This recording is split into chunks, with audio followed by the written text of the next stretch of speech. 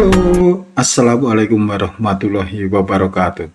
Salam sejahtera untuk semua. Jumpa lagi dengan saya di channel Obrolan Haris. Kali ini saya ingin membahas seorang tokoh perjuangan kemerdekaan, biar gak bosan ngomongin kerajaan melulu. Tokoh ini adalah kakek dari Anies Baswedan, mantan gubernur DKI Jakarta dan calon presiden pada pemilu 2024 lalu. Ia adalah Abdurrahman Baswedan, biasa dipanggil A.R. Baswedan. A.R. Baswedan ini tumbuh dalam situasi yang tidak mengenakan, khususnya untuk peranakan Arab. Golongan Sayyid merasa lebih tinggi dibandingkan orang Arab lainnya. Di kalangan Arab juga ada pembedaan antara Wulaiti yang merupakan golongan Hadrami murni atau Arab Totok dan Muwalat yang merupakan Indo-Hadrami atau peranakan Arab. Belum lagi Belanda mengatakan Arab adalah asing di Nusantara, meski sebagian dari mereka lahir di Nusantara. Situasi ini membuat A.R. Baswedan menginginkan adanya persamaan untuk semua orang Arab, serta pembauran antara orang Arab dan pribumi. Seru nih perjuangannya, seru juga ceritanya. Yuk kita simak. A.R. Baswedan adalah seorang keturunan Arab yang lahir di Kampung Ampel, Surabaya pada 9 September tahun 1908. Ayahnya Awad Baswedan, ibunya Aliyah binti Abdullah Jarhum. Kakeknya yang bernama Umar bin Abu Bakar bin Muhammad bin Abdullah berasal dari keluarga syekh terkenal dari kota Sibam, Hadramaut atau Yaman Selatan. Keluarga Baswedan adalah keluarga pedagang atau saudagar kaya di Surabaya. Meskipun ayahnya dan keluarga besar Baswedan dikenal sebagai kaum pedagang, bahkan ayahnya merupakan seorang konglomerat pada masanya, A.R. Baswedan lebih tertarik kepada pergerakan dan perjuangan dibandingkan menjadi seorang pedagang. Saat ia lahir, sedang terjadi persaingan atau bahkan perpecahan di kalangan Arab yang tinggal di Hindia Belanda. Terdapat beberapa golongan Arab saat itu, yaitu golongan Sayyid, Gabili, Syekh, dan Masakin. Sayyid, gelar kehormatan untuk keturunan Nabi Muhammad yang berasal dari cucu Nabi yaitu Husain bin Ali. Golongan ini merasa paling superior. Lalu ada juga pembedaan golongan berdasarkan asal-usul, yaitu Wulaiti yang merupakan golongan Hadrami murni alias Arab Totok, dan Muwalat yang merupakan Indo-Hadrami atau peranakan Arab. Mayoritas peranakan Arab ini adalah golongan muda yang lahir di Hindia Belanda. Selain itu, ada juga pembedaan golongan berdasarkan kelompok konservatif dan progresif dalam bidang agama dan pendidikan. Kelompok non-Sayyid membentuk Al-Irsyad pada tahun 1914. Sementara kalangan Sayyid membentuk Ar-Rabitah Al-Alawiyah pada tahun 1928. Sebelumnya, Jamiat Khair yang lebih bersifat sosial dan terbuka untuk semua muslim telah didirikan di Batavia pada tahun 1905. Tapi pada prakteknya masih didominasi oleh kalangan Arab Hadrami atau Arab Totok. Golongan Muwalat juga mendirikan organisasi Mura'atul Ikhwan di Surabaya pada tahun 1913. Sebenarnya, organisasi lintas golongan yang lebih berfokus pada pendidikan telah didirikan.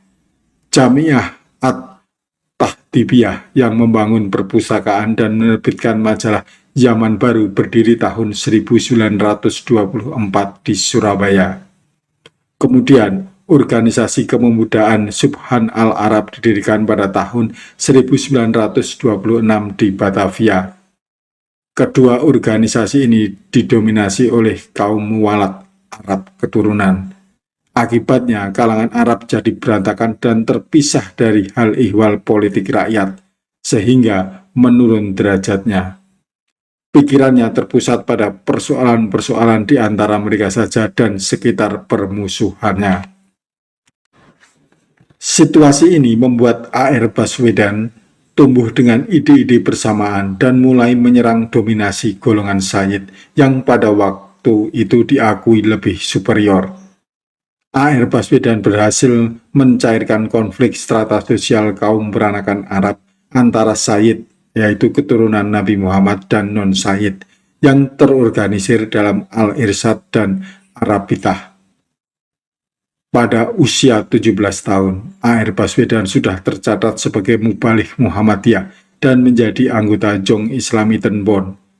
Pada tahun 1932, Baswedan masuk menjadi anggota redaksi harian Tionghoa Melayu di Surabaya, yaitu Sin Tit Po, yang dipimpin oleh Lim Kun Hian, seorang peranakan Tionghoa yang juga sependirian dengannya.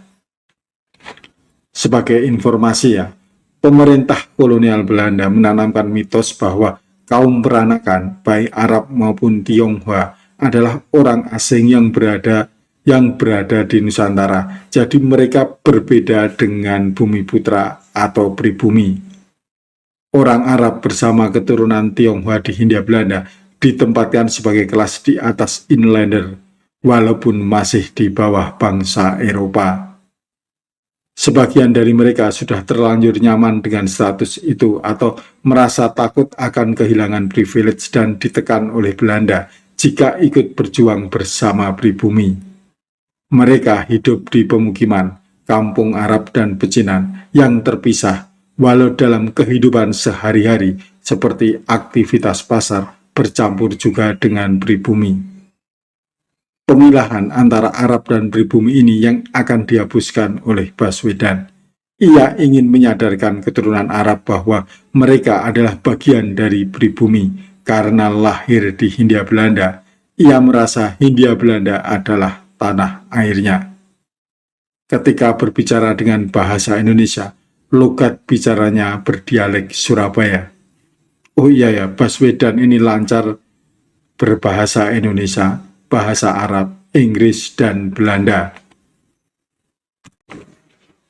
Upaya A.R. Baswedan untuk menyatu dengan pribumi dilakukan dengan berbagai cara.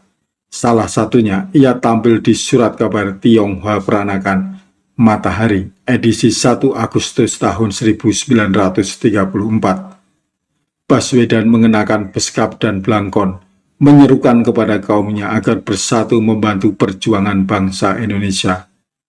Di mana seorang dilahirkan, disitulah tanah airnya, ujar Baswedan. Baswedan juga aktif menyebarluaskan semangat kebangsaan dan persatuan Arab Bumi Putra itu dengan berkiprah di berbagai surat kabar. Ia tercatat pernah menjadi redaktur harian Sin Tit Po di Surabaya pada 1932, redaktur harian Suara Umum di Surabaya yang dipimpin Dr. Sutomo dan terkenal dengan predikat Dragblat Nasional pada 1933.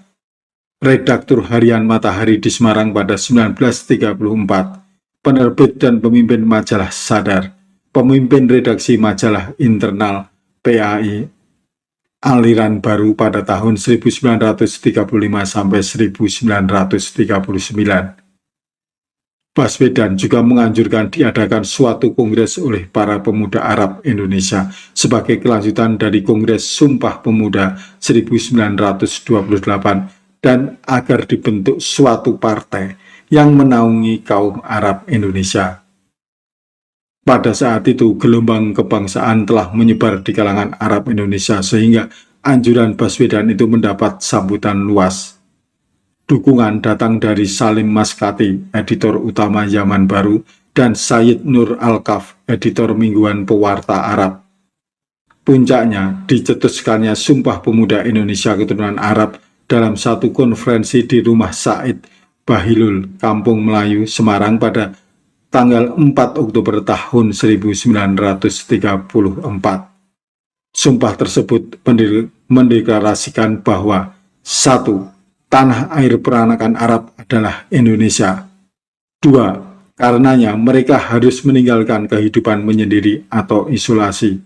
Dan 3. memenuhi kewajiban terhadap tanah air dan bangsa Indonesia.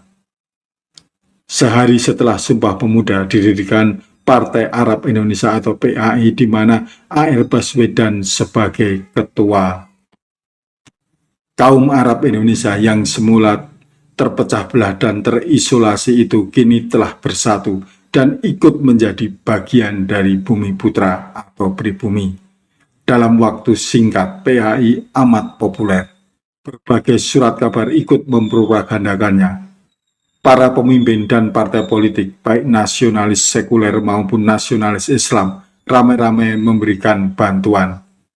PAI pun menjadi anggota GAPI, yaitu Gabungan Politik Indonesia, dan terlibat dalam gerakan Indonesia Berparlemen. PAI sempat memiliki 60 cabang di berbagai kota sebelum dibubarkan oleh Jepang. Setelah bubar, anggotanya menyebar, mayoritas masuk ke Partai Masyumi, termasuk Baswedan. Teman-teman, A.R. Baswedan berhasil menyatukan kaum Arab Indonesia dan meleburkan mereka menjadi bagian pribumi melalui Sumpah Pemuda Indonesia Keturunan Arab dan pembentukan Partai Arab Indonesia. Sumpah Pemuda Indonesia Keturunan Arab menyatakan bahwa kaum peranakan Arab itu adalah bagian yang tak terpisahkan dari pribumi. Tokoh penting Hamka mengatakan, orang Arab Indonesia dibesarkan dengan gadu-gadu, bukan muluhya, dengan durian, bukan dengan kurma, dengan sejuknya hawa gunung, bukan dengan panasnya padang pasir. Mereka dihidupkan bukan di pinggir Dajlah dan Eufrat, tetapi di pinggir Musi, Kapuas, Bengawan, dan Brantas. Oke teman-teman, itulah sosok A.R. Baswedan, kakek dari Anies Baswedan. Semoga menambah wawasan kita soal pembauran Arab dan pribumi, sehingga tidak muncul lagi olok-olok kadrun atau kadal gurun, seperti yang terjadi saat Pilkada Jakarta dan Pilpres 2024. Kita akan bertemu episode berikutnya dengan topik yang berbeda. Sampai jumpa. Wassalamualaikum warahmatullahi wabarakatuh.